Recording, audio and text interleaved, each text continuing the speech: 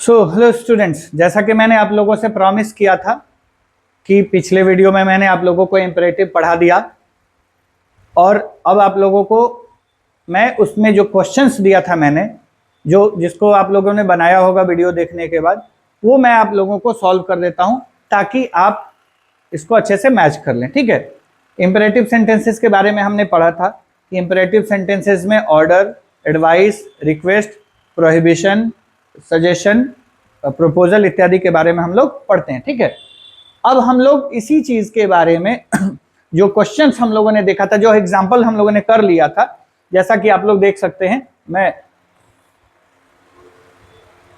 आप लोग को मैं फिर से एक बार लेके चलता हूं। जैसा कि आप लोगों ने एग्जांपल किया था, अब उसी एग्जांपल के बाद जो जो क्वेश्चंस थे इस पीडीएफ में, मैं वो सारे एग्जांपल्स आप लोगों को सॉल्व करवा देता हूं। ठीक है, और आप लोग अच्छे से मैच कर लीजिए, फिर हम लोग आगे ऑप्टेटिव और एक्सक्लेमेटरी सेंटेंसेस के बारे में पढ़ेंगे और देन उसके बाद फिर उससे रिलेटेड जो एक्स्ट्रा चीजें होंगी मैं आप लोगों को बताऊंगा। ठीक है, चलिए आइए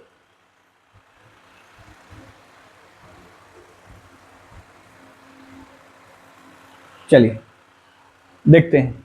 आप देख रहे हैं बिस्तर बिछा दो, आपको यहाँ पे लिखा हुआ है टू मेक बेड, तो आप बिस्तर बिछा दो, कौन बिछाएगा? सामने वाला। तो जब सामने वाला बिछाएगा तो सामने वाला हमारा सब्जेक्ट है यू, लेकिन हमें इसको लिखना नहीं, तो आपका इसका आंसर क्या होगा? Make bed, make bed. बैठ जाओ, बैठने को इंग्लिश में क्या बोलते हैं? सिट। और आप क्या मेरे सर पे तो बैठेंगे नहीं, नीचे ही बैठेंगे कहीं, तो क्या बोलते हैं? Sit down.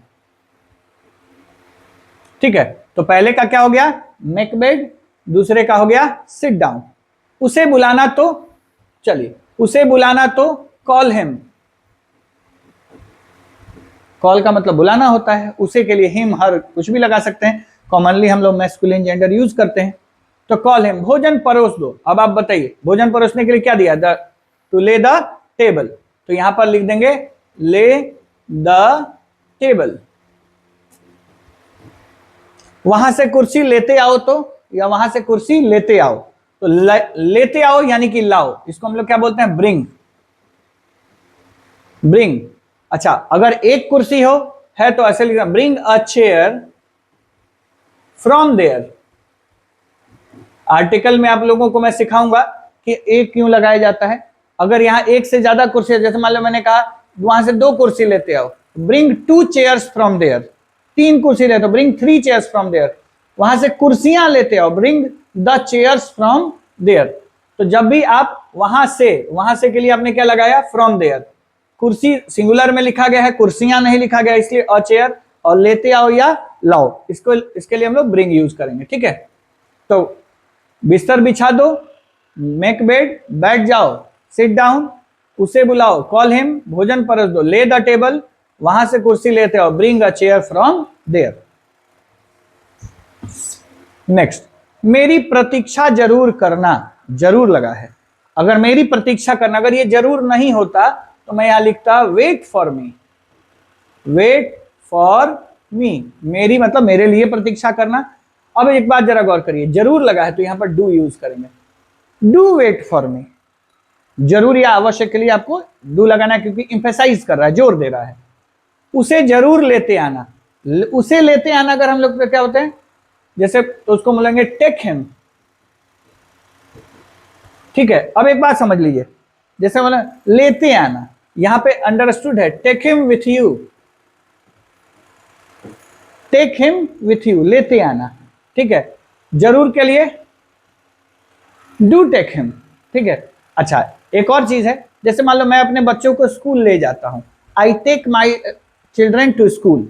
ठीक है, उसको मेरे पास लेते आना, टेक इट टू मी। ठीक है, तो जब भी आप लेते आना या लाने के सेंस में करेंगे तो ब्रिंग भी यूज कर सकते हैं, टेक भी यूज कर सकते हैं। तो अगर कोई वस्तु लाने की बात होती है तो ब्रिंग नॉर्मली यूज किया जाता है, लेकिन अगर कोई सी व्यक्ति को अपने साथ लेके जाना होता है तो जैसे कृपया मुझे भी अपने साथ लेते चलो, please take me with you. ठीक है, आइए, ऐसे बहुत सारी चीजों के अलग अलग वर्ड्स होते हैं, जरूरी नहीं है कि एक ट्रांसलेशन में एकदम एक्यूरेट एक ही वर्ड लगेगा, अलग अलग वर्ड्स भी लगा सकते हैं आप लोग। चलिए, मोमबत्ती बुझा दो, ब्लो आउट। तो यहां पे दिया हुआ है मोमबत्ती के लिए कैंडल लगाना है, तो ब्लो आउट द कैंडल। अब द क्यों लगा? अंडरस्टूड है कि हम किस मोमबत्ती की बात कर रहे हैं। अब दुनिया की सारी मोमबत्ती थोड़ी जा जाके बुझाना है, निश्चित है कि आसपास कोई मोमबत्ती जल रही है, मैंने कहा जरा मोमबत्ती बुझा दो, तो द कैंडल, क्योंकि अंडरस्टूड है कि किस कैंडल की बात हो रही है। गीता, पंखा खोलना, तो अब खोलना मतलब पेचकस से नहीं खोलना है, चलाना है तो पंखा खोलना तो switch on, SWITCH, switch on the fan. अब आपके पास गीता लिखना है, तो गीता शुरू में लिखिए चाहे लास्ट में लिखिए, बीच में कॉमा लगाना पड़ेगा। Switch on the fan Geeta, या Geeta switch on the fan, शुरू में लगाइएगा तो भी कॉमा, बाद में लगाइएगा तो भी कॉमा। सब कोई यहां बैठो, एवरीवन सिट हियर, या सिट हियर एवरीवन।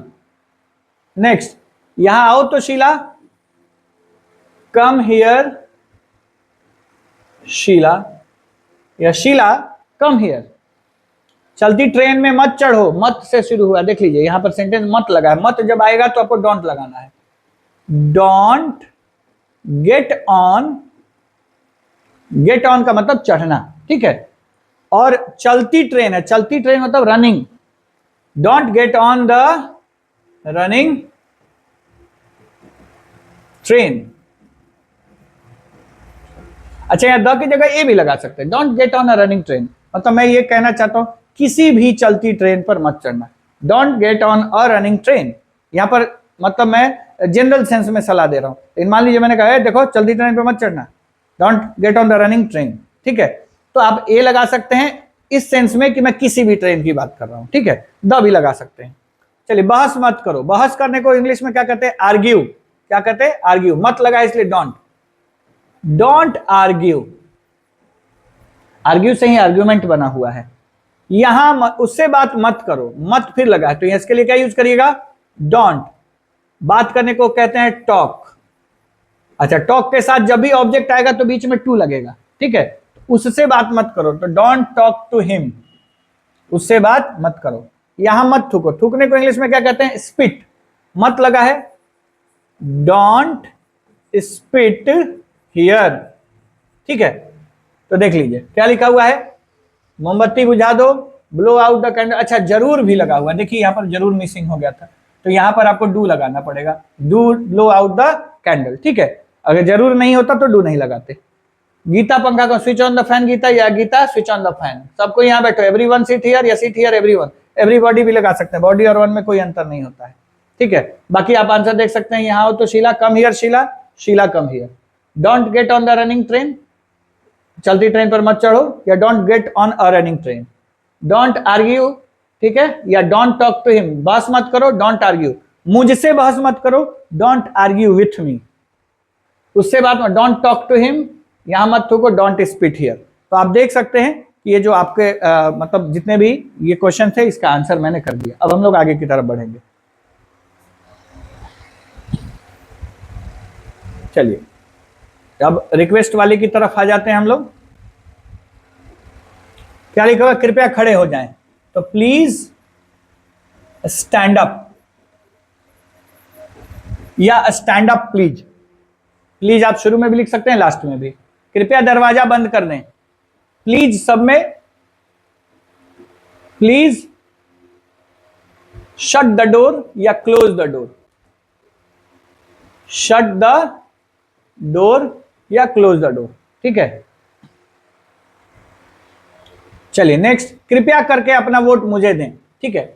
अब देखिए ध्यान से, देखिए एक चीज को लेके अक्सर कंफ्यूजन रहता है लोगों को, कई बार आपको अलग अलग वाक्यों में प्लीज बिना कॉमा के भी नजर आएंगे, और प्लीज के साथ आपको कॉमा भी देखने को मिले। जैसे यहां पर देखिए कॉमा नहीं लगाया हुआ, लेकिन बहुत सारी बुक्स ऐसे हैं जिसमें प्लीज के साथ कॉमा लगाया जाता है, लास्ट में लगाइए तो भी, शुरू में लगाइए तो भी कॉमा लगाया जा सकता है, बिना कॉमा के भी लिख सकते हैं। इसलिए इतना बहुत ज्यादा इसको लेके कंफ्यूजन नहीं रहना है।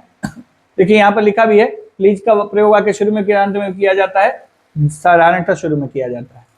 अब आइए देखते हैं, तो कृपया कर अपना वोट मुझे दें, तो वोट देने को इंग्लिश में क्या कहते हैं? गिव नहीं, cast. Please cast your vote for me, please cast your vote for मी।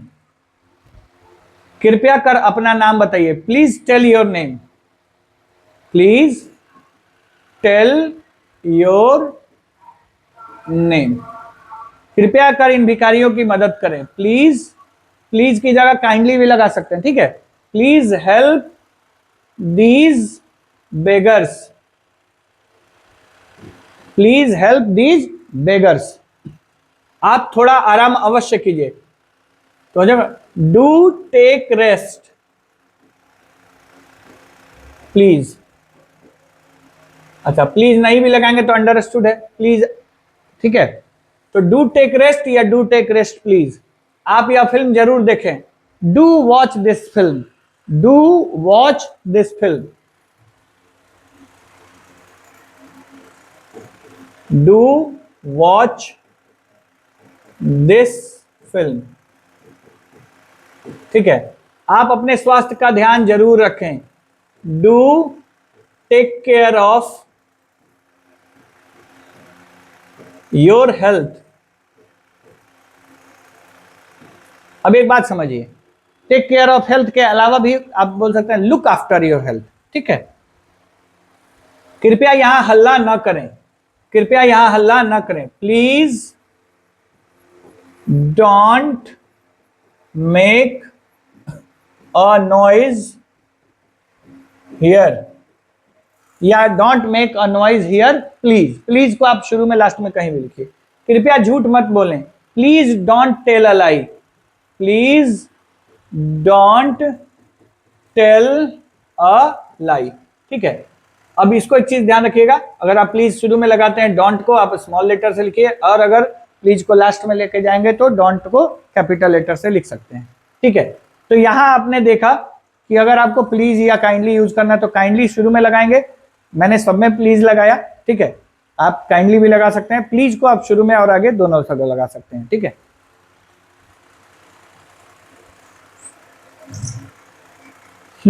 चलिए आगे बढ़े।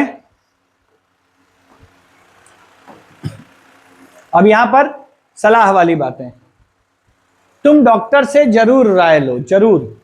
तो यहां डू लगाएंगे पहले जरूर के लिए, राय के लिए consult with a doctor, do consult with a doctor.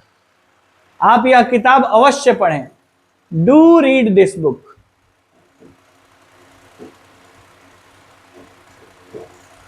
तुम कठिन परिश्रम करो, वर्क हार्ड, ठीक है। और एक चीज ध्यान रखिएगा, वर्क हार्ड में हार्ड जो है अगर पहले आ जाएगा तो इसका अर्थ हो जाता है कड़ी मेहनत, वहां पे हार्ड एडजेक्टिव वर्क नाउन बन जाता है। लेकिन वर्क हार्ड में वर्क वर्ब है और हार्ड एडवर्ब का काम करता है। तुम फिर परीक्षा दो, तो appear at the examination, at the examination again, appear at the examination again, ठीक है। अच्छा यहाँ पे टेक एन एग्जामिनेशन भी दिया है तो आप ये भी यूज कर सकते हैं, टेक एन एग्जामिनेशन अगेन। अच्छा टेक एग्जाम का मतलब एग्जाम लेना नहीं होता, एग्जाम देना होता है। टेक टेस्ट का मतलब एग्जाम देना होता है, एग्जाम लेना नहीं होता है। आप पूरा आराम करें, तो take complete rest, take complete rest, take complete rest, आप देख सकते हैं।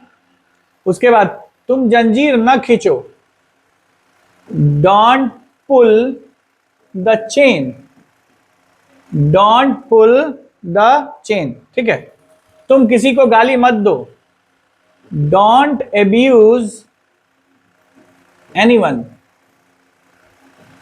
तुम किसी को मत डांटो, डोंट स्कॉल्ड एनीवन।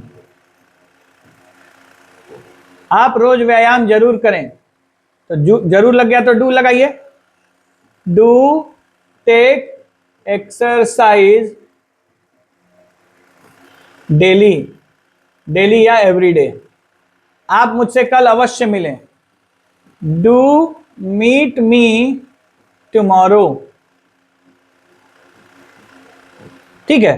तो आप इन सब चीजों को देख सकते हैं कि ये सारे जो आंसर्स आप लोगों को कराए गए हैं, ठीक है, थोड़ा मैं फास्ट लिख रहा हूँ, जल्दी जल्दी, ताकि एक्सप्लेनेशन हो जाए।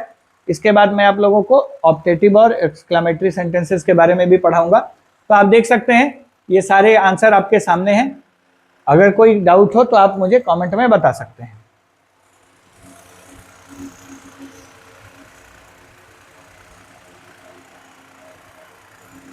चलिए, अगर मैं फास्ट बोल रहा हूँ या फास्ट लिख रहा हूँ तो आप अपने स्पीड को थोड़ा सा जाके यूट्यूब की सेटिंग से स्लो कर लीजिए, या फिर पॉज कर करके आप देख सकते हैं। चलिए, अब हम लोग आखिरी पायदान की तरफ चल रहे हैं, लेट वाले की तरफ। ठीक है, इसमें मिसलेनियस क्वेश्चंस भी हैं लेट के साथ साथ। देखिए, टहलने चला जाए, लेट अस या let's go for a walk. Let us go for a walk. Cinema चलें, let us go to the cinema. हम लोग समाज की सेवा करें, let us serve the society. हम लोग रात में प्रस्थान करें, लेट अस गो भी यूज कर सकते हैं, डिपार्ट भी यूज कर सकते हैं। एट नाइट, नाइट के साथ एट का यूज किया जाता है। नॉर्मली अगर पूरी रात की बात करें तो, और रात्रि के दौरान की अगर बात हो तो हम लोग ड्यूरिंग द नाइट भी यूज कर सकते हैं। तो लेट अस गो या let us depart at night.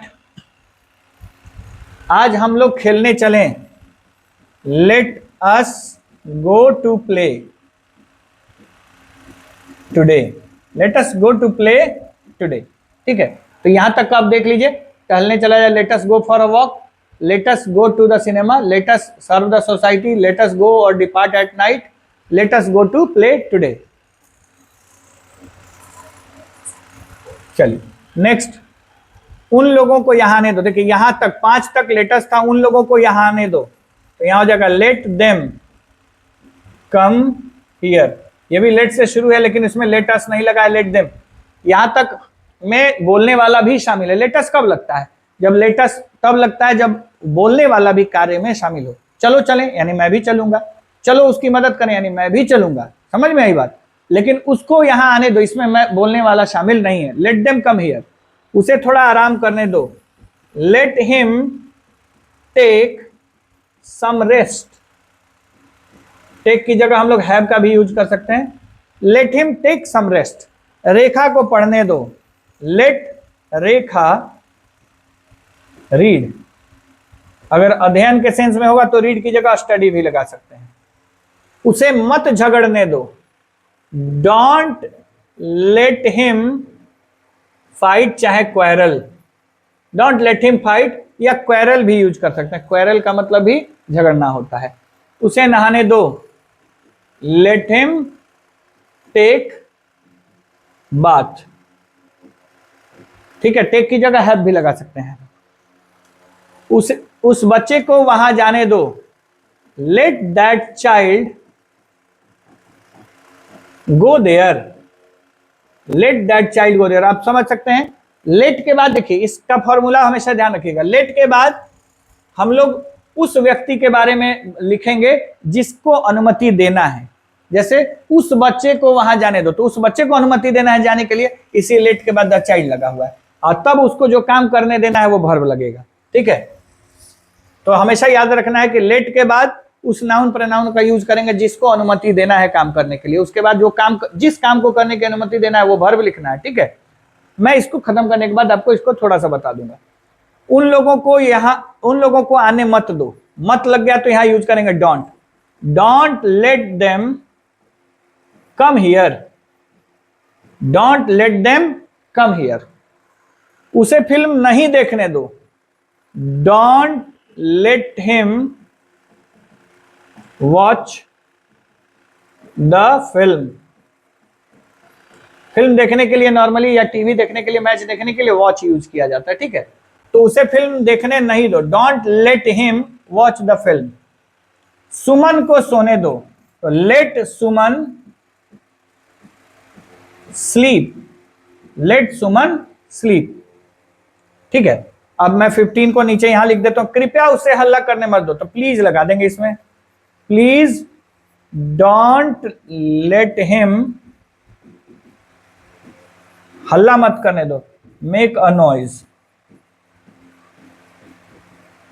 ठीक है, ये थोड़ा कॉम्प्लेक्स जैसा सेंटेंस लगेगा, इसमें लेट भी दिख रहा है, मेक भी दिख रहा है, तो आगे हम लोग अभी ट्रांसलेशन सीखने वाले हैं। मैं लेट का यूज थोड़ा और विस्तार में, मेक का यूज और विस्तार में, जैसे पॉजिटिव वर्ब बताऊंगा तो उस समय बताऊंगा। ठीक है, तो कृपया के लिए लगा प्लीज, मत के लिए लगा डोंट, दो के लिए लेट लगा, उसे के लिए हिम लगा, और हल्ला करना, हल्ला करने को इंग्लिश में क्या बोलते हैं, मेक अ नॉइज, इसीलिए यहां पर मेक अ नॉइज लगा।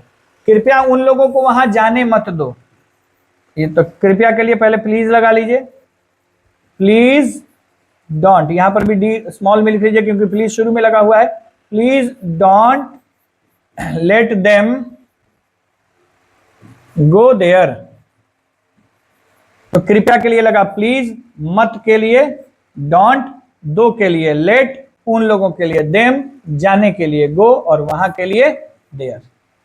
तो आप देख सकते हैं इस तरीके से मैंने आप लोगों को सारे क्वेश्चन सॉल्व करा दिए हैं। ठीक है, अब आप इनको देख के अपने आंसर से मैच कर लीजिए, फिर भी कोई डाउट रह जाएगा तो आप मुझे कमेंट के माध्यम से जरूर बताइएगा। ठीक है, तो अभी तक आप लोगों ने देखा कि कैसे इंपरेटिव सेंटेंसेस के क्वेश्चंस को मैंने सॉल्व किया। एक चीज मैं आप लोगों को बताने वाला था, तो मैं उसको कोशिश करता हूं कि आप लोगों को बता दूं। देखिए लेट कब यूज होता है, जैसे मान लीजिए मैंने कहा लेट मी गो, मुझे जाने दो, तो लेट लगा क्योंकि अनुमति देना है, मैं सामने वाले से अनुमति मांग रहा हूं, जिसको अनुमति देना है वहां पर, और फिर जिस काम के लिए अनुमति देना है वो लिखा जाता है। जैसे मान लीजिए मैंने कहा उसे जाने दो, तो मैंने लिखा लेट, उसके बाद किसको जाने देना है, जिसको जाने देना उसको लिखेंगे, फिर क्या करना है उसको, गो, तो लेट हिम गो। ठीक है, तो इस तरीके से हम लोग इसको समाप्त कर चुके हैं। अब बारी आती है हमारे ऑप्टेटिव और एक्सक्लेमेटरी सेंटेंसेस की, मैं उसको एक्सप्लेन कर देता हूं। इसके बाद ऑप्टेटिव और एक्सक्लेमेटरी सेंटेंसेस के बारे में और भी सारी चीजें हम लोग करेंगे। यहां पर आपका इंपेरेटिव सेंटेंस खत्म हो चुका है।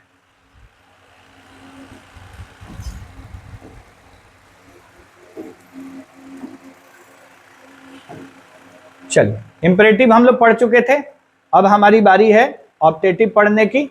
मैं ऑप्टेटिव और एक्सक्लेमेटरी के बारे में बता देता हूं, क्योंकि अभी हम लोग बेसिक लेवल पर टाइप्स ऑफ सेंटेंस पढ़ रहे हैं, तो जिसमें जितनी आवश्यकता होगी मैं आपको उस हिसाब से उसके बारे में बताऊंगा। अब देखिए ऑप्टेटिव क्या होता है। ऑप्टेटिव वैसे सेंटेंसेस को कहा जाता है जिसमें वक्ता या तो किसी को आशीर्वाद दे रहा है, किसी को श्राप दे रहा है, भगवान से प्रार्थना कर रहा है, या कोई कामना कर रहा है, ईश्वर से कोई चीज मांग रहा है, विश कर रहा है। ठीक है, देखिए लिखा हुआ है ऑप्टेटिव, जब किसी सेंटेंस से प्रार्थना, कामना, आशीर्वाद, दिख रहे हैं आप लोग, जब किसी सेंटेंस से प्रार्थना, प्रेयर, कामना, विश, आशीर्वाद, ब्लेस, श्राप यानी कि कर्स का बोध हो, तो उसे हम लोग ऑप्टेटिव सेंटेंस कहते हैं। ऑप्टेटिव सेंटेंस का वर्ड ऑर्डर क्या होता है, देखिए जो सबसे यूजुअल वर्ड ऑर्डर होता है उसमें सेंटेंस मे से शुरू होता है, मे के बाद सब्जेक्ट, सब्जेक्ट के बाद V1 और उसके बाद अदर वर्ड्स, और ये आपका एक्सक्लेमेशन मार्क। आप देख सकते हैं मे आवर किंग लिव लॉन्ग, हमारे राजा की जय हो, या हमारे राजा की उम्र लंबी हो, बोलते हैं ना महाराज की जय हो, महाराज की उम्र लंबी हो। तो ऐसे वाक्य नॉर्मली मे से शुरू होते हैं। ठीक है, उसके बाद सब्जेक्ट आता है, उसके बाद V1 आता है, और उसके बाद जो भी एक्स्ट्रा वर्ड आएगा लास्ट में एक्सक्लेमेशन मार्क। ठीक है, लेकिन कई बार इसी सेंटेंस को इन्वर्जन करके भी लिखा जाता है। इन्वर्जन का मतलब समझते हैं, बिल्कुल उल्टा। आप सपोज करिए, देखिए लॉन्ग एडवर्ब है, लिव वर्ब है, और आवर किंग सब्जेक्ट है, तो कई बार हम लोग लास्ट में जो एडवर्ब होता है उसको शुरू में लिख देते हैं और सब्जेक्ट को लास्ट में लिख देते हैं। ठीक है, और वहां से मे को गायब कर देते हैं। आप देख सकते हैं मैंने यहाँ पर बनावट भी दिया हुआ है, एडवर्ब, उसके बाद V1 और उसके बाद subject, long live our king. अब इसको अगर मे को थोड़ी देर के लिए छोड़ दीजिए, यहाँ पर एक प्लेन मिरर लगा दीजिए, समतल दर्पण, मान लीजिए मैंने यहाँ पर एक समतल दर्पण लगा दिया, बताइए क्या दिखेगा आपको, सबसे पहले लॉन्ग दिखेगा, फिर लिव दिखेगा, फिर आवर किंग दिखेगा। ठीक है, और सेंटेंस का पंक्चुएशन मार्क जो होगा वो यहाँ पे दिखेगा। ठीक है, तो अब देखिए लॉन्ग लिव आवर किंग। तो जब हम लोग सेंटेंस को ऑप्टेटिव में लिखते हैं तो ज्यादातर जो ऑप्टेटिव सेंटेंस होते हैं मे से, may God bless you, may you pass the exam, may you get whatever you want to get, ठीक है, may God bless you with a son. तो जब भी हम लोग ऑप्टेटिव सेंटेंस लिखते हैं तो उसकी शुरुआत मे से होती है और लास्ट में एक्सक्लेमेशन मार्क लगता है। लेकिन कई बार उस सेंटेंस का एडवर्ब सबसे शुरू में आ जाता है। देखिए, मैंने आप लोग को एक बार पहले भी बताया कि इन्वर्जन क्या होता है। इन्वर्जन जब हम किसी बात पर जोर देना चाहते हैं तो सेंटेंस, जैसे मैं यही हूं मैं, कार बाहर है कार, दो लोग बाहर खड़े हैं दो लोग।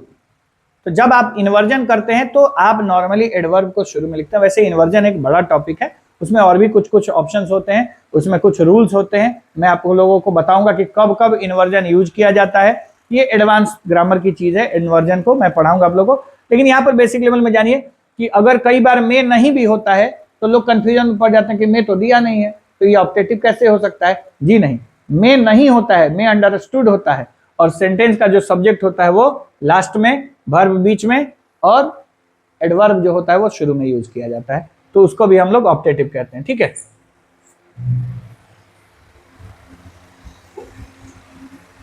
चलिए अब कुछ बातें जो यहां लिखी हुई हैं आप लोग देख सकते हैं। ऑप्टेटिव सेंटेंस एक्सक्लेमेशन मार्क से समाप्त होते हैं।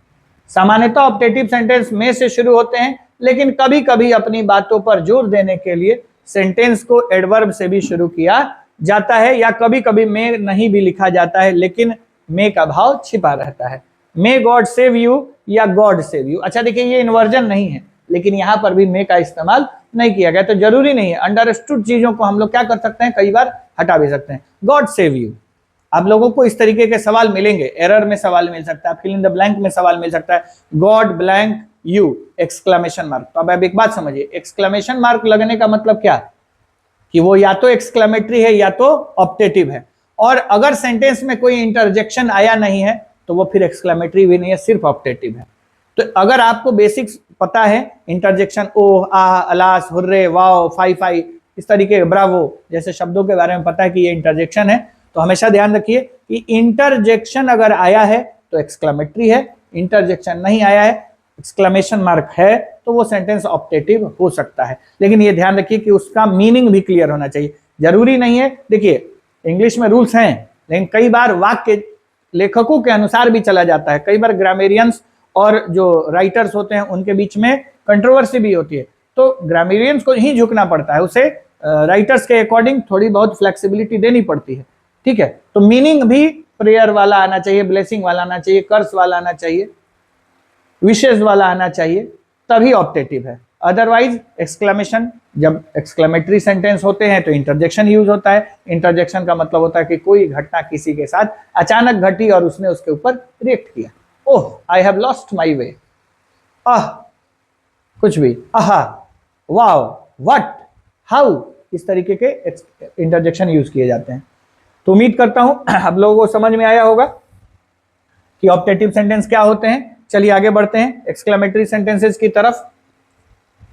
देखिए, एक्सक्लेमेटरी सेंटेंसेस क्या होते हैं, जब कोई सेंटेंस किसी इंटरजेक्शन से शुरू हो या किसी के मन के भाव को व्यक्त कर रहा हो। जैसे कौन सा भाव, खुशी का भाव, दुख का भाव, पछतावा का भाव, आश्चर्य इत्यादि का भाव, तो उस वाक्य को हम लोग एक्सक्लेमेटरी सेंटेंस कहते हैं। अब आप लोगों को मैं एक चीज और बताऊं, एक चैप्टर है ट्रांसफॉर्मेशन।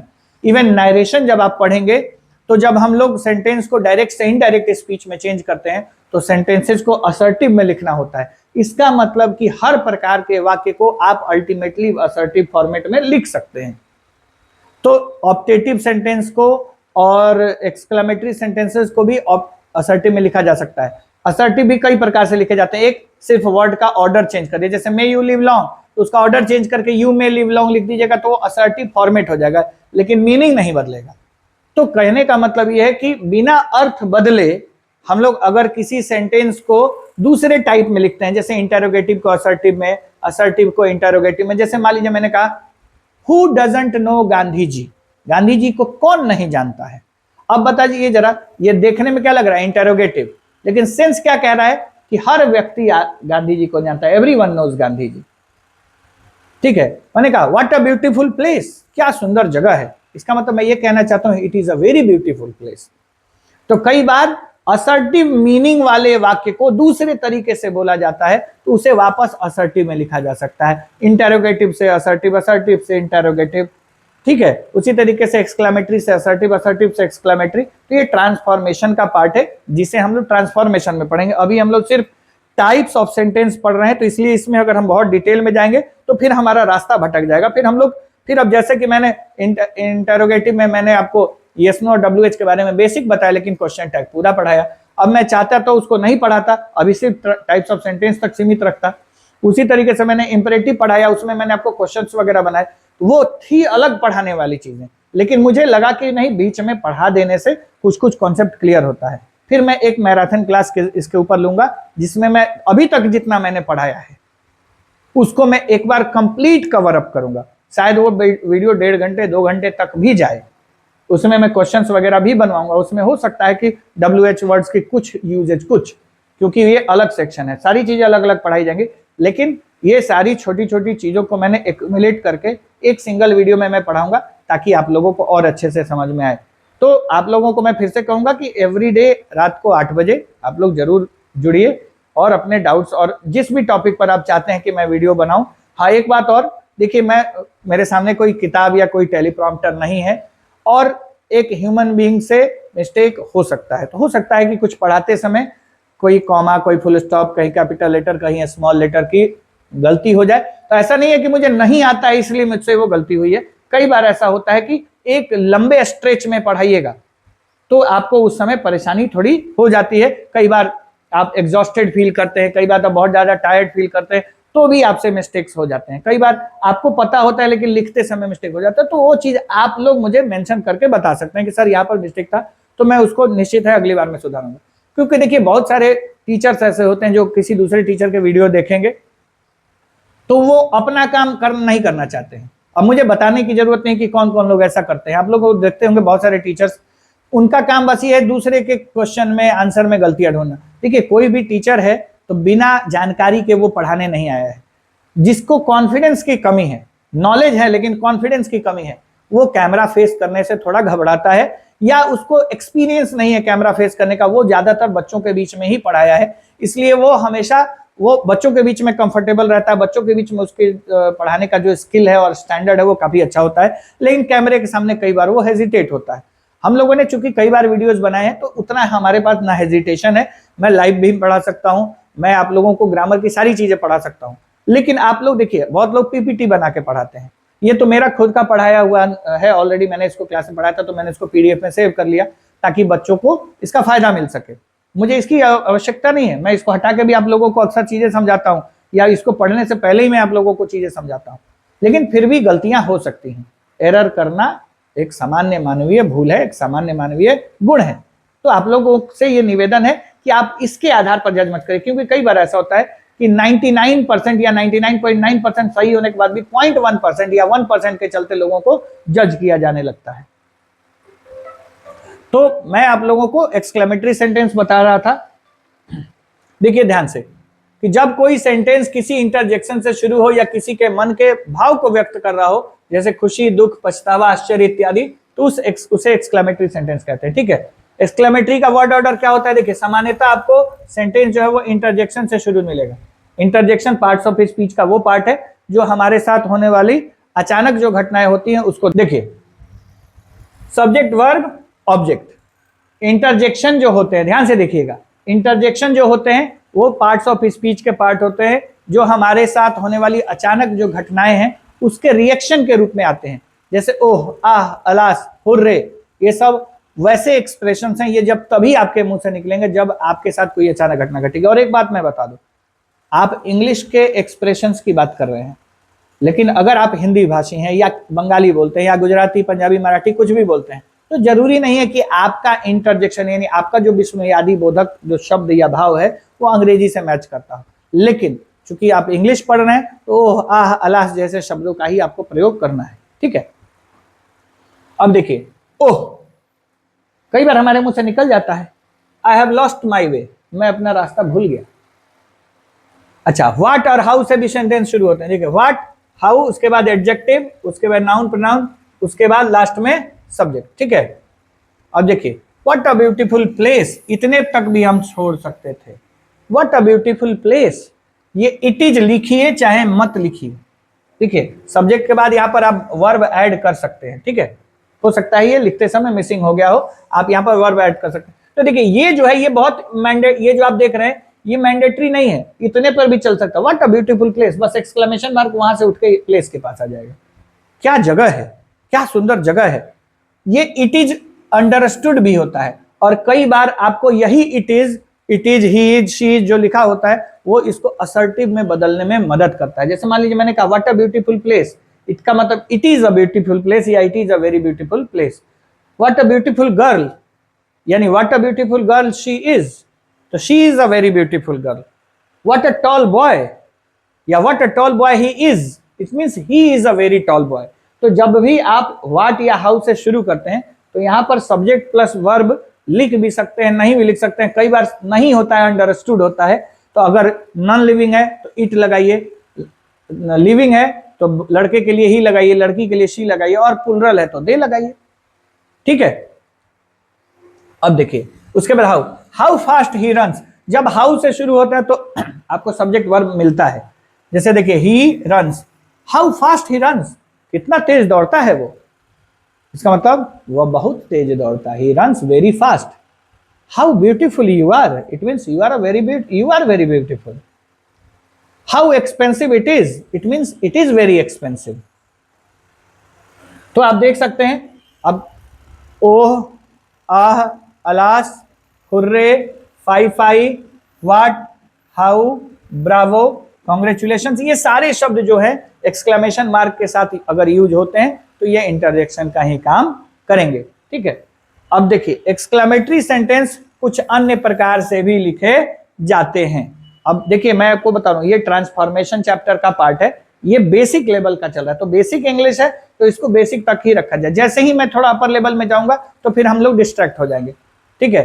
जैसे मान लीजिए मैंने कहा तुम और बहादुर, यू एंड ब्रेव, एक सैनिक और डरपोक, समझ रहे हैं आप लोग बात को।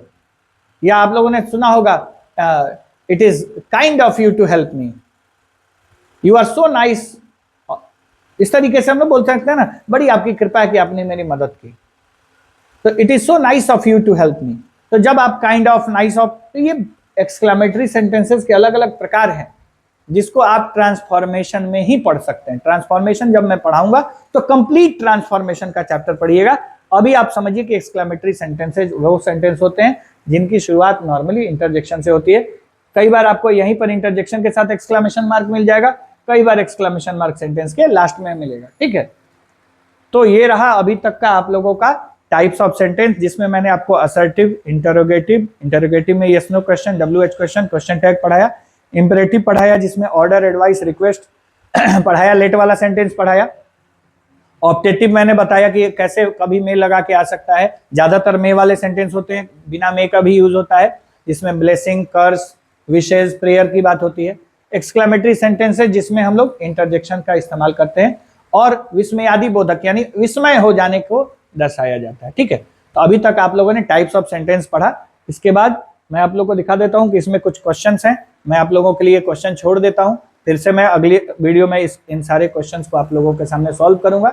उम्मीद करूंगा कि आप लोगों को ये सारा चीज समझ में आएगा। आप लोग ध्यान से देख लीजिए। सेंटेंस का टाइप पहचाने, जब आप पांचों टाइप के सेंटेंस पढ़ चुके हैं, इवन मैराथन क्लास में भी मैं और भी क्वेश्चन इसमें ऐड करूंगा, लेकिन मुझे उम्मीद है कि आपके पास 26 क्वेश्चन हैं। आप देख लीजिए, do you know me, do your work, may I come in, ठीक है। इन सारी चीजों को आप लोग ध्यान से देखिएगा और इसका आंसर बताइएगा। आप लोग मुझे कमेंट में डायरेक्ट आंसर बता सकते हैं क्वेश्चन का नंबर डाल के, या फिर वेट कर सकते हैं बनाने के बाद कि मैं जब इसका आंसर करूंगा तो फिर ये आप लोगों को मैं इसका सॉल्यूशन दूंगा, ठीक है। तो नेक्स्ट वीडियो में हो सकता है मैं एक शॉर्ट वीडियो बना दूं इसके लिए, इसके आंसर के लिए, या फिर मैं सेम वीडियो में बाद में ऐड कर दूं। तो आप लोगों को प्रयास करना है कि इस जो भी मैंने पढ़ा है उसके बेसिस पर जो भी सेंटेंस, जो भी क्वेश्चन आप लोगों को दिए गए हैं, ये क्वेश्चन मैं आप लोगों के सामने छोड़ दे रहा हूं। आप लोग इसका स्क्रीनशॉट ले सकते हैं या पॉज करके सारे क्वेश्चन बनाइएगा। इसके बाद मैं इसका आंसर भी कर दूंगा, ठीक है। इसका आंसर मैं अपलोड कर दूंगा, आप लोग देख सकते हैं, ठीक है। तो आज के लिए इतना ही, धन्यवाद।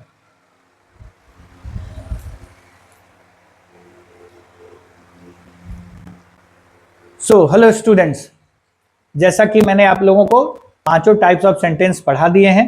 मैंने ये बताया कि असर्टिव सेंटेंस जो होते हैं वो सब्जेक्ट से शुरू होते हैं, फुल स्टॉप से खत्म होते हैं। इंटरोगेटिव सेंटेंसेस हेल्पिंग वर्ब या WH प्लस हेल्पिंग वर्ब से शुरू होते हैं, क्वेश्चन मार्क से खत्म होते हैं। और इंपरेटिव सेंटेंस वर्ब के पहले रूप से या डोंट प्लस वर्ब के पहले रूप से शुरू होते हैं। प्लीज और काइंडली वाले सेंटेंसेस भी होते हैं, लास्ट में फुल स्टॉप होता है। ऑप्टेटिव सेंटेंसेस में से शुरू होते हैं, लास्ट में एक्सक्लेमेशन मार्क होता है। कुछ एक वाक्य बिना में के भी होते हैं, लास्ट में एक्सक्लेमेशन मार्क होता है। और इंपेरेटिव सेंटेंस एक्सक्लेमेटरी सेंटेंसेस जिसके शुरुआत में सामान्यतः इंटरजेक्शन होता है और इंटरजेक्शन के बगल में अगर एक्सक्लेमेशन मार्क होता है तो लास्ट में फुल स्टॉप होता है। या फिर वाट या हाउ जैसे सेंटेंसेस से शुरू होते, वाट और हाउ जैसे शब्दों से जब सेंटेंस शुरू होते हैं तो लास्ट में एक्सक्लेमेशन मार्क का प्रयोग किया जाता है।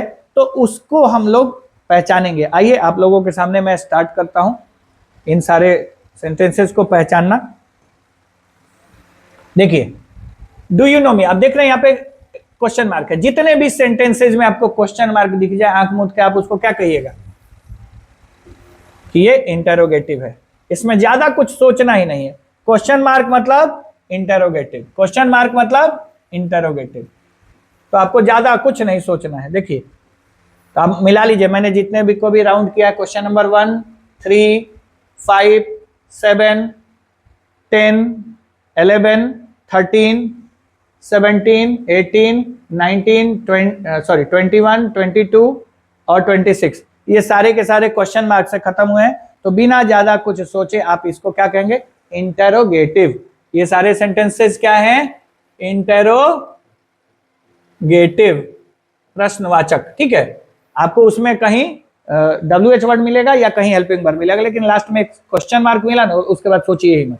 अगर फुल स्टॉप मिले तो आपको देखना है कि सेंटेंस में शुरू में सब्जेक्ट है या नहीं है। सब्जेक्ट है तो असर्टिव, सब्जेक्ट नहीं है तो इंपेरेटिव। आइए देखते हैं।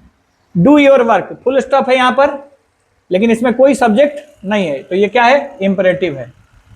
अब आ जाइए, फुल स्टॉप वाले पहले सारे हम लोग कर लेते हैं। अब देखिए, I am not going there, इसमें आई सब्जेक्ट है ना, देखिए सब्जेक्ट है, ये क्या है, असर्टिव है। ये क्या है, असर्टिव है, ये इंपेरेटिव था। ठीक है, अब आ जाइए फिर से full stop. Don't sit here, देखिए डोंट से शुरू है, कोई सेंटेंस में सब्जेक्ट है नहीं है, इसका मतलब ये भी इंपेरेटिव है। डोंट सिट हियर का मतलब यहां मत बैठिए। अब आ जाइए, काइंडली हेल्प मी, ये काइंडली से शुरू है, इसमें कोई भी सब्जेक्ट यूज नहीं किया गया, ये भी क्या है, इंपेरेटिव है। क्लीन द रूम, कमरा साफ करो, इसमें वर्ब से शुरू है, कोई सब्जेक्ट नहीं है, ये भी क्या है, इंपेरेटिव है। देखिए फिर से, please don't sit here, please से शुरू है, इंपेरेटिव है। ठीक है, उसके बाद आ जाइए, Mohan did not know you, subject से शुरू है, ये आपका असर्टिव है। क्यों मैं इतना फास्ट कैसे बना पा रहा हूं, क्योंकि फुल स्टॉप देख रहा हूं। फुल स्टॉप मतलब या तो असर्टिव या तो इंपेरेटिव। सब्जेक्ट है तो असर्टिव, सब्जेक्ट नहीं मेंशन है, V1 या डोंट या प्लीज वगैरह से शुरू है, सीधे इंपेरेटिव, ज्यादा सोचना नहीं है आपको। अब देखिए, दे केम टू मीट मी, ये भी क्या है, असर्टिव है, क्योंकि यहाँ पे दे यूज किया गया। She was not going, assertive है, क्योंकि यहाँ पर शी यूज किया गया है।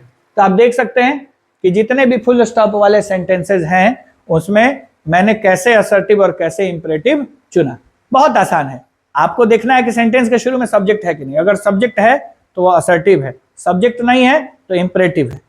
इंपेरेटिव होगा तो थोड़ा और ध्यान दीजिएगा, प्लीज काइंडली होगा, V1 होगा या डोंट का प्रयोग किया गया होगा। ठीक है, और कई बार एक बात और ध्यान रखना है कि अगर सेंटेंस के शुरू में कोई नाम दे दिया जाए, कॉमा देके तब V1 दिया गया है, गीता कम हियर, तो समझिए कि ये भी क्या है, इंपेरेटिव है, क्योंकि सब्जेक्ट के बाद कॉमा नहीं होता है असर्टिव में।